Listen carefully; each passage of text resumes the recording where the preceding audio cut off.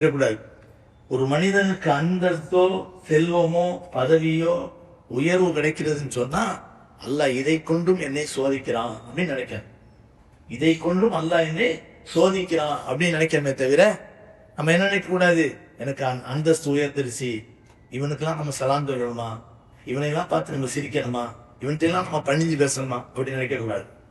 ஒவ்வொரு அந்தஸ்தும் கூட கூட அந்த மனிதன் சோதனையின் வலைகளில் சிக்குகிறான் என்று அர்த்தம். அதுல ரொம்ப ஜாக்கிரதையா போகும். ஒரு மனிதன் சாதாரண மனிதனாக இருப்பதை விட ஒரு மனிதனுடைய அந்தஸ்தும் செல்வமும் செல்வாக்கும் உயரும் போதுதான் பெரிய ஆபத்தான நேரத்தை நோக்கி போய்கிட்டு இருக்கான்னு அர்த்தம், ஆபத்தான கட்டத்தை நோக்கி போய்கிட்டு இருக்கான்னு அர்த்தம். காரணம், கஷ்டங்களை சோதனையாக நினைக்கக்கூடிய இந்த சமுதாயம் சந்தோஷத்தையும் மகிழ்ச்சியும் சோதனையாக நினைப்பதில்லை. ஆனால் ஒரு மனிதன் ஏழ்மையின் மூலமும் கஷ்டத்தின் மூலமும் சோதனைகளை அனுபவிப்பதை விட செழிப்பான மகிழ்ச்சியான ஆரோக்கியமான வாழ்க்கையின் மூலம்தான் அதிகமாக சோதிக்கப்படுகிறான் என்பதை நாம் விளக்க வேண்டும். அப்ப ஆதம் அலைஹிஸ்ஸலாம் என்ன செய்யல,